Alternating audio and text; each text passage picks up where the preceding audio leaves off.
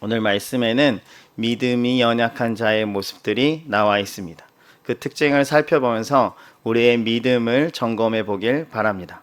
소돔과 고모라에 대한 부르짖음이 커졌고 그 죄악이 심해져서 하나님은 그 땅을, 그 성읍을 멸하시기로 결정하십니다. 그런데 아브라함을 생각해서 그 아브라함의 조카 롯을 구해주기로 결정하십니다. 천사들을 보내서 롯의 가족들을 그 성에서 꺼내주려고 하는데 이들이 잘 그 말을 믿지 않는 겁니다. 빠져나오려고 하지 않고 계속 지체하고 있습니다. 여기서 믿음이 연약한 자들이 등장하는데요. 먼저는 롯의 사위들입니다. 천사가 전한 그 말을 그 사람들은 귓등으로 알아듣고 하나님의 말씀을 농담으로 여깁니다. 무슨 성읍이 이렇게 멀쩡한데 무너지겠냐는 겁니다. 믿음이 약한 자의 첫 번째 특징은 하나님의 말씀을 믿지 않습니다. 다른 말로 하자면 하나님의 말씀을 가벼이 여깁니다. 그래서 하나님의 말씀에 순종하지 않는 겁니다. 그런데 롯의 사이들만 그런 것이 아닙니다. 우리도 마찬가지입니다. 우리도 설교를 통해서 하나님의 말씀을 듣고 큐티를 통해서 하나님의 말씀을 듣고 성경 통독을 통해서 하나님의 말씀을 듣습니다. 그런데 온전히 믿지 않으니 순종도 하지 않습니다. 늘 머뭇거립니다. 사실 믿음이 크다는 것은 뭐 특별한 능력을 행하는 것이 아닙니다. 어떠한 상황 속에서도 그 말씀에 순종하는 것이 믿음이 큰 것입니다. 반대로 말하자면 작은 믿음은 내 상황, 내 주변이 아무리 안전하게 말씀을 따를 수 있는 상황이 펼쳐지더라도 그 말씀에 순종하지 않으면 내 믿음이 작다는 겁니다.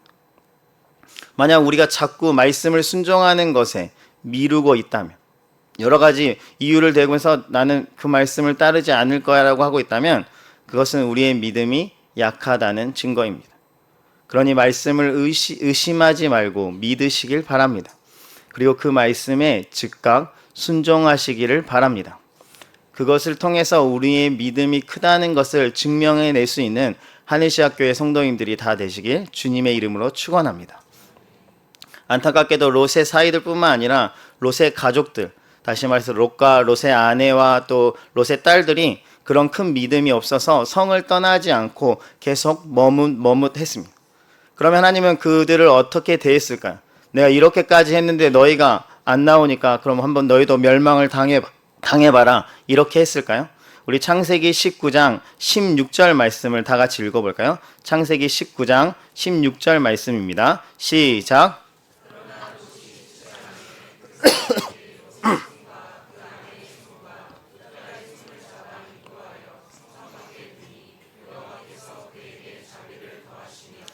아멘. 하나님께서 믿음이 약한 롯을 위해서 자비를 더하시는데 그 자비가 무엇이냐면 그들을 억지로라도 끌고 나오는 겁니다. 그들의 손을 붙잡고 당장 여기서 나와야 되니 빨리 나오라고 천사들을 동원해서 나오게 만들었습니다. 문제는 성 밖에 나왔다고 무조건 안전한 것은 아닙니다. 왜냐하면 지금부터 시작될 소돔과 고모라의 재앙은 그 어느 재앙보다 강력하기 때문에 그 성 근처에 있다가는 큰 피해를 입을 수 있습니다. 그래서 최대한 그 성으로부터 멀리 떨어져야 합니다. 우리 창세기 19장 17절 말씀 제가 읽어드리겠습니다. 그 사람들이 그들을 밖으로 이끌어낸 후에 이르되 도망하여 생명을 보존하라. 돌아보거나 들에 머물지 말고 산으로 도망하여 멸망함을 면하라. 아멘. 여기서 그 사람들이 천사를 말합니다. 하나님이 보내신 천사들이 롯에게 너희 생명을 보존하고 싶으면 지금 여기에 머물르면 안 되고 빨리 산으로 도망가라고 합니다. 그리고 절대 뒤를 돌아봐서도 안 되고 여기 들에 머물러 있어서도 안 된다고 말합니다. 더 이상의 지체는 용납이 불가능하고 산으로 피신해서 멸망을 피해야 한다고 말해줍니다. 그런데 여기서 또 믿음이 약한 자 한 명이 등장합니다. 그의 이름은 롯입니다. 롯은 산으로 가기가 싫었습니다. 그래서 하나님과 딜을 하기 시작합니다. 믿음이 약한 자의 두 번째 특징은 하나님의 말씀보다 자신의 생각을 우선시합니다. 하나님이 산으로 도망하라는 명령을 내렸으면 그것이 하나님의 분명한 말씀이면 두말할 것 없이 말대답하지 않고 바로 산으로 가면 됩니다. 그런데 롯은 아무리 생각해봐도 산은 아닌 것 같다는 겁니다. 그래서 자신이 대안을 만들어냅니다. 산에 가는 길에 죽을 수도 있고 또 산에 올라가봤자 먹고 사는 문제가 생기고, 또 산에 올라가면 살 집도 없으면 동굴 같은 곳에서 살아야 되는데 그런 거 불편하다는 겁니다. 그래서 자신이 이런저런 것을 고려해 볼 때 산은 절대 아니라는 겁니다. 자신은 도시로 가야 함을 절실히 느낀 겁니다. 그래서 하나님께 나는 도시로 가고 싶어요 라고 어필을 합니다. 하나님의 말씀보다 자기의 생각을 우선시 여기는 겁니다. 그러면 롯은 왜 많고 많은 곳 중에 그 도시들 중에 소알로 가고 싶다고 말을 했을까요? 우리 PPT 하나 띄워주실래요? 창세기 13장 10절 말씀인데요. 우리 다 같이 읽어볼까요? 시작.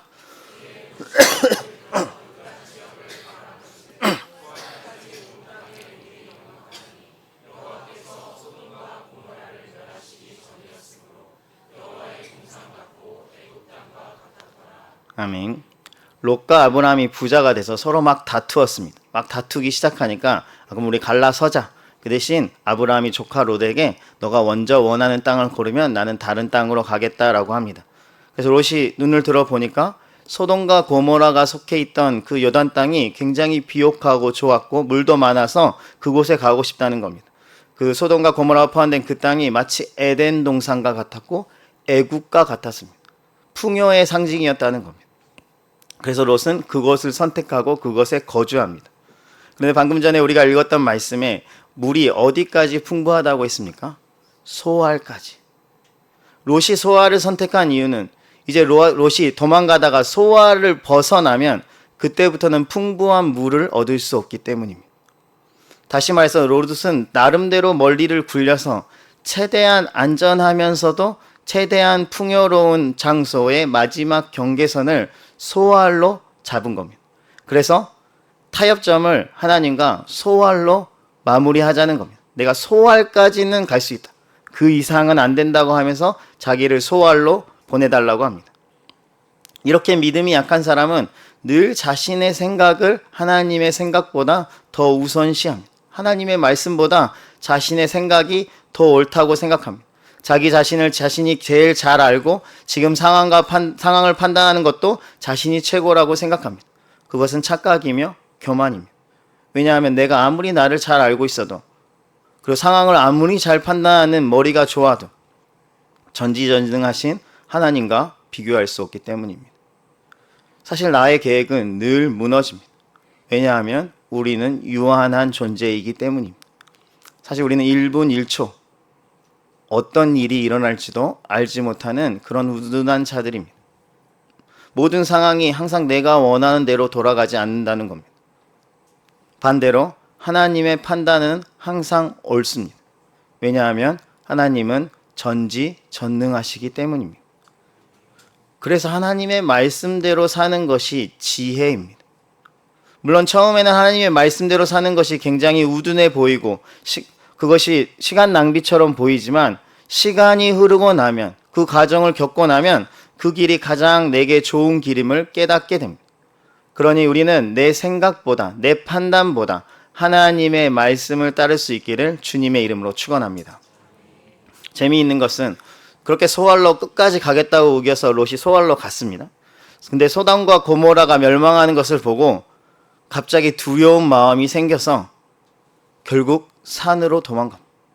결국 롯은 자기가 꾹꾹 우겨가지고 어떻게 소알 도시까지 갔지만 결국에는 두려움 때문에 다시 산으로 가게 됩니다. 롯은 하나님의 말씀보다 자신의 생각을 우선시했지만 결국에는 하나님의 뜻을 따를 수밖에 없는 존재라는 겁니다. 그러니 처음부터 그냥 하나님의 뜻을 따르는 것이 훨씬 더 편한 지름길입니다. 믿음이 강하다는 것은 무슨 큰 능력을 발휘하는 것을 말하는 것이 아니라 자신의 생각이 아무리 뛰어나 보이고 완벽해 보여도 그것을 하나님 앞에서 내려놓을 줄 아는 사람, 그리고 하나님의 말씀을 따르는 자가 믿음이 강한 자입니다. 우리의 믿음이 지금보다 더 성장하고 싶으십니까? 그러면 나의 생각을 내려놓고 하나님의 말씀을 따르길 주님의 이름으로 축원합니다. 롯에게서 우리는 또 하나의 믿음이 연약한 모습을 볼 수 있는데요. 믿음이 약한 자의 세 번째 특징은 변명이 많습니다. 무엇이 많다고요? 변명이 많습니다. 자신이 하나님의 말씀을 따르지 않는 다양한 이유를 가지고 있습니다. 롯은 분명히 자신이 하나님께 은혜를 받았다고 고백합니다. 그렇게 성을 빠져나왔다고 감사해야 합니다. 거기까지는 인정을 하는데 도저히 산으로는 못 가겠다는 겁니다. 괜히 산으로 가다가 재앙을 받을 수 있기 때문입니다. 그래서 사실 이것이 말도 안 되는 변명입니다. 왜냐하면 지금 재앙을 내리시는 분이 하나님이신데 하나님이 지금 산으로 가라고 했다면 산으로 가는 모든 과정과 또 산에 도착해서도 거기에는 절대 재앙을 내리지 않는 것이 분명한 진리입니다.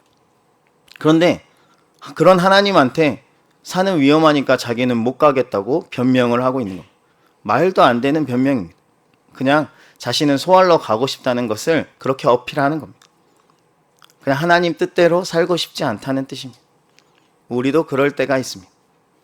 하나님의 말씀이 주어지면 그냥 그 말씀에 네라고 대답하고 하면 되는데 자꾸 그 말씀을 지키지 않으면서 여러 가지 변명을 합니다. 왜냐하면 하나님의 말씀에 순종하면 불편함을 감수해야 하기 때문입니다. 그것이 싫으니까 자꾸 이런저런 이유를 대면서 자신의 불순종을 정당화하려고 합니다. 굉장히 그럴싸하게 포장하려고 합니다. 몸이 아파서 예배에 나오지 못했어요. 갑자기 바쁜 일이 생겨서 구역 모임, 조모임에 빠져야 할 것 같아요. 이번에는 조금 어려울 것 같은데 다음에 단기 선교 수련회에 갈게요. 여러 가지 이유를 대지만 결국 그것은 하나님의 말씀에 순종하고 싶지 않다는 겁니다. 강력한 그 믿음이 없다는 증거입니다. 물론 여러분이 참석 안 한다고 해서 무조건 믿음이 없다, 여러분의 이유가 다 거짓말이다, 이런 말을 하는 것은 아닙니다. 그런 이유로 참석을 못할 수도 있습니다.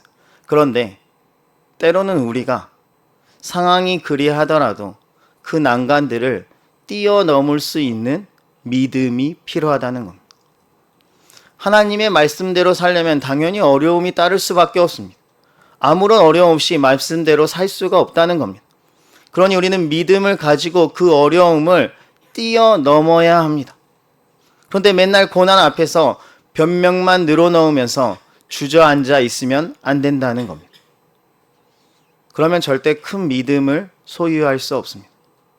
계속 그 벽 앞에서 나는 이 벽이 높아서, 이 벽이 넓어서, 이 벽에 가시가 있어서 나는 이 벽을 통과 못하겠다고 징징대고 있으면 절대로 큰 믿음을 소유할 수 없다는 겁니다. 이제는 변명 대신 믿음을 보여줄 수 있는 우리 모두가 될 수 있기를 주님의 이름으로 축원합니다. 롯의 가족이 그렇게 소알로 도착했을 때, 산으로 이제 도망가기 전에 소알에 도착했을 때 하나님께서 공격 버튼을 누르십니다. 그러자 하늘에서 불과 유황이 쏟아지기 시작하는데 비처럼 쏟아집니다. 소돔과 고모라 위에 하나님의 융단 폭격이 시작된 겁니다. 하늘에서 쉴 새 없이 불유황이 떨어지니까 수많은 사람들이 죽고 동식물이 불타기 시작합니다. 성은 완전히 파괴되었고 성 안은 비명으로 가득 찹니다. 그 어떤 것으로도 이 벌을 막아낼 수 없기에 속수무책으로 이 큰 도시들이 멸망을 당하고 있는 겁니다. 그때 또 한 명의 믿음이 약한 사람이 등장합니다. 그 사람의 이름은 롯의 아내입니다. 우리는 26절 말씀을 같이 한번 읽어볼까요? 26절입니다. 시작. 롯의 아내는 뒤를 돌아보았으므로 소금 기둥이 되었더라. 아멘. 분명히 천사가 롯에게 절대 뒤를 돌아보지 말고 들에도 머물지 말고 산으로 가라고 분명히 말했습니다. 그런데 롯의 아내가 뒤를 돌아본 겁니다. 그리고 그 벌로 그녀는 소금 기둥이 됩니다. 그렇다면 왜 그녀는 뒤를 돌아보았을까요? 오늘 말씀에는 그 답이 나와 있지 않습니다. 그런데 누가복음 17장 30절에서 32절에 이런 말씀이 있는데 한번 PPT 띄워주시겠습니까? 우리 한 절씩 교독했으면 좋겠는데 제가 30절, 여러분이 31절, 32절 같이 읽겠습니다. 인자가 나타나는 날에도 이러하리라.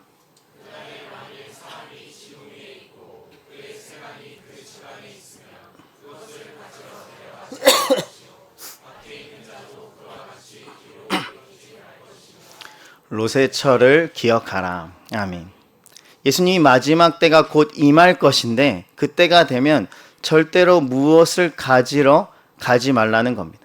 큰 전쟁이 있을 것이니 돌아가면 너희 죽으니까 절대 뒤로 돌아가지 말고 도망가라는 겁니다. 그러면서 롯의 아내를 기억하라고 합니다. 이 말은 롯의 아내가 왜 소금 기둥이 되었는지를 알려주고 있습니다.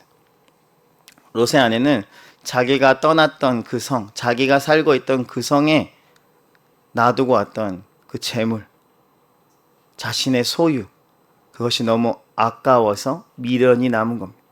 그래서 그녀가 뒤를 돌아본 겁니다. 그 벌로 그녀는 소금 기둥이 됩니다. 롯의 아내는 분명히 소돔과 고모라의 재난에서는, 그 재앙에서는 도피하여서 생명을 구원받았지만 세상에 대한 미련을 놓지 못해서 결국 하나님의 또 다른 벌을 받았으니 소금 기둥입니다. 소금 기둥은 살았으나 죽은 것 같은 존재가 되었다는 겁니다. 이처럼 믿음이 약한 자의 네 번째 특징은 자꾸 뒤를 돌아본다는 겁니다. 믿음의 길을 가다가도 세상에 누렸던 그 기쁨을 다시 얻고 싶으면 자꾸 계속 뒤를 실끔실끔 쳐다봅니다. 세상의 명예 권세를 누군가 누리고 있다. 또 나도 그 세상을 향한 그 뭔가 얻고 싶은 것이 있다. 그러면 계속 눈이 그쪽으로 향하게 되는 겁니다. 그러면 우리의 영혼이 결국 소금 기둥이 됩니다. 우리 누가복음 9장 61절 62절 말씀도 한번 띄워주실래요? 제가 61절, 여러분 62절 읽으시기 바랍니다. 또 다른 사람이 이르되 주여 내가 주를 따르겠나이다마는 나로 먼저 내 가족을 작별하게 허락하소서.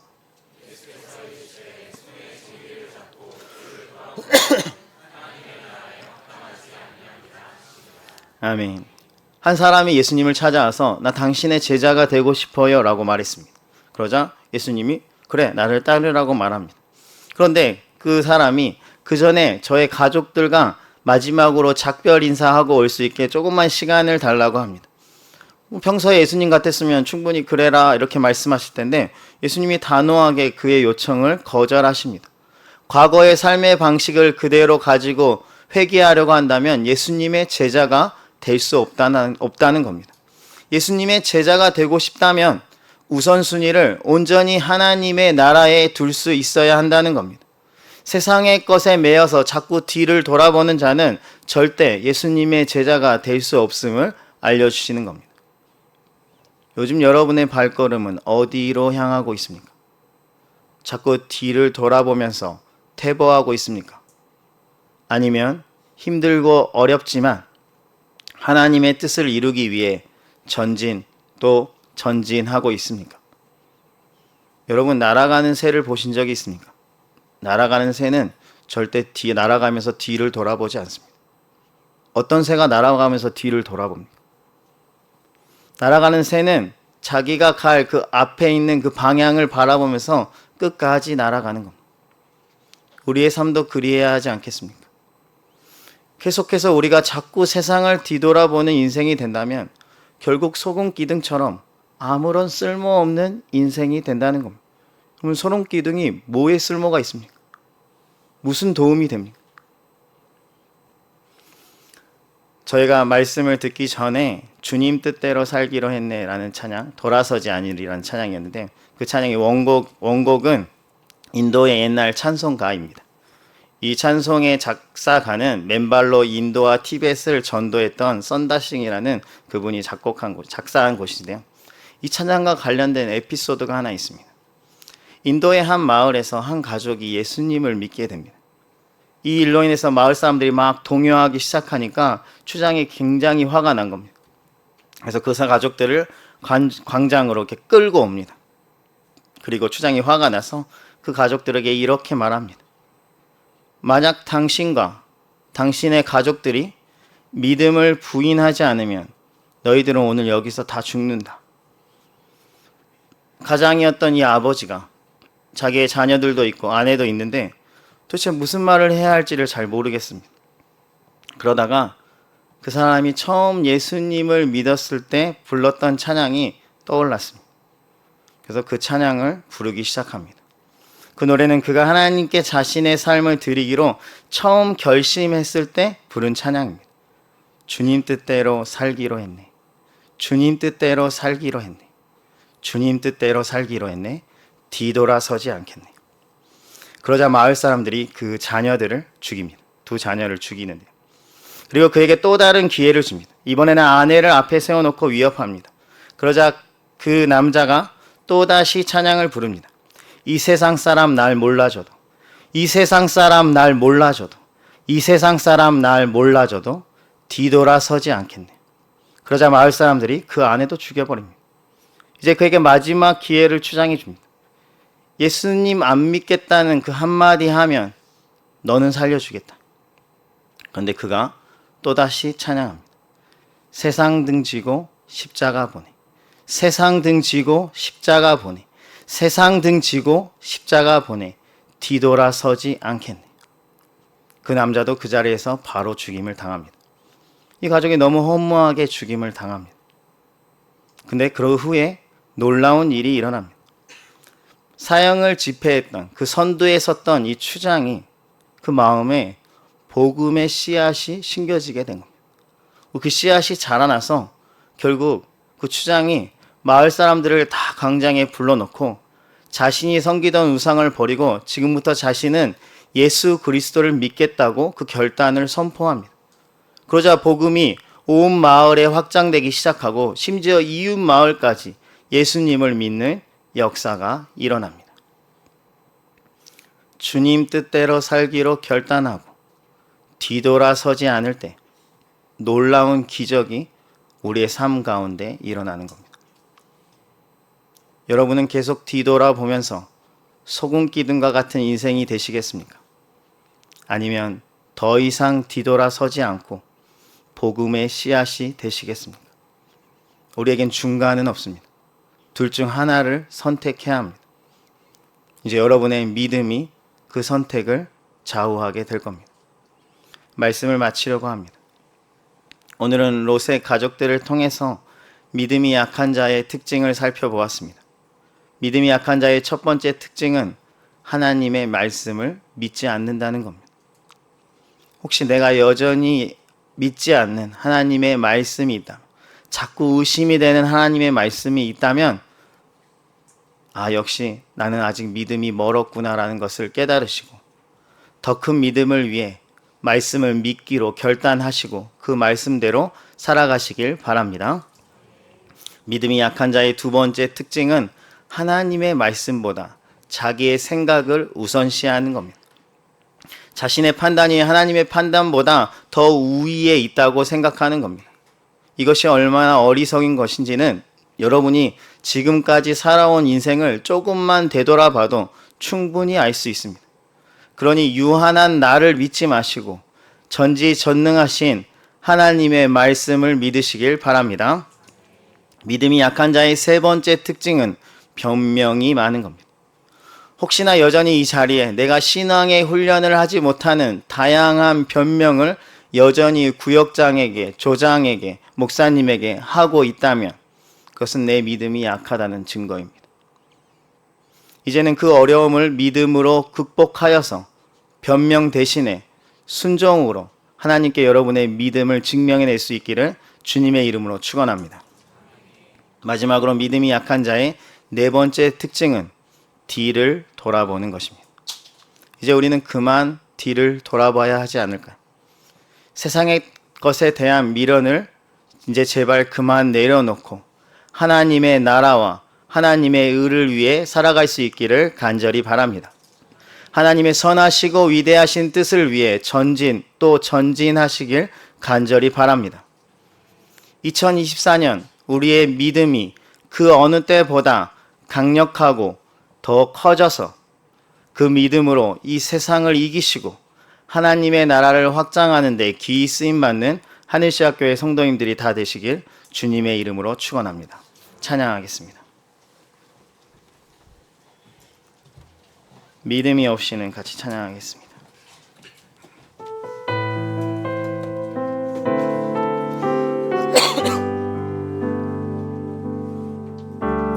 주님 제 마음이 너무 둔해서 주님을 볼 수 없습니다. 이 땅에 속하여 이 땅만 보다가 주님 손을 놓쳤습니다. 나는 나그네로 왔는데 왜 주저앉게 되었나. 나는 정직인데 언제부터 내 삶의 주인이 되어버렸나. 믿음이 없이는 기쁘시게 못하나니 고된 수고도 다 헛될 뿐이라. 믿음이 없어서 무너진 삶의 모든 자리에 다시 주님을 기다리. 우리 처음부터 다시 사랑하겠습니다. 주님 제 마음이 너무 둔해서 주님을 볼 수 없습니다.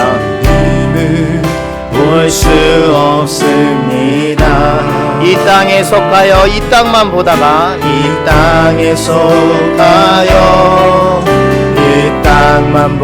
주님 손을 놓쳤습니다.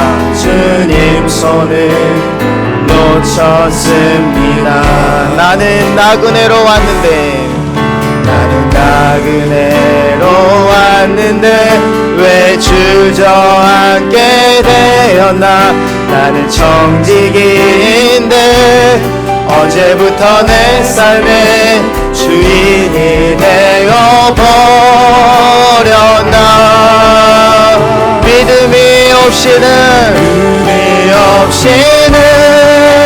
기쁘시게 못하다니 고된 수고도 다 헛될 뿐이라. 믿음이 없어서 무너진 삶의 모든 자리에 다시 주님을. 우리 다시 한번 마음을 담아서 주님 제 마음이 너무 둔해서 제 마음이 너무 주님을 볼 수 없습니다. 이 땅에 속하여 이 땅만 보다가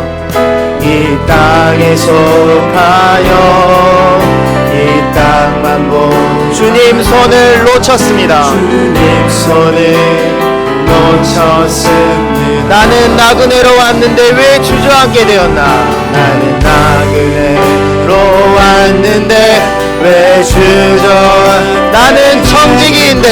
나는 정직인데 언제부터 내 삶의 주인이 되어버렸나. 믿음이 없이는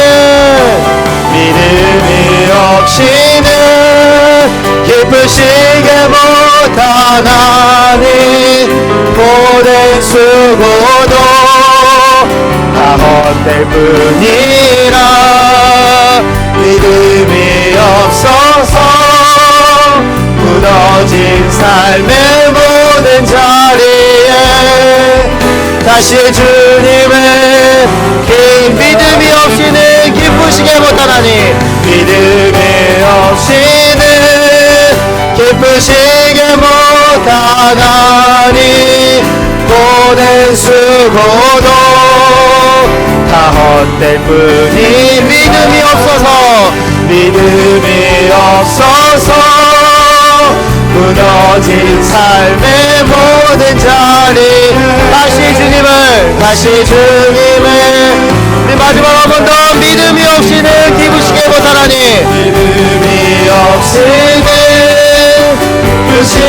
주를 찾는 자 반드시 만나리니. 주를 찾는 자 반드시 믿음이 없어서 믿음이 없어서 무너진 삶의 모든 자리에 다시 주님을 기다리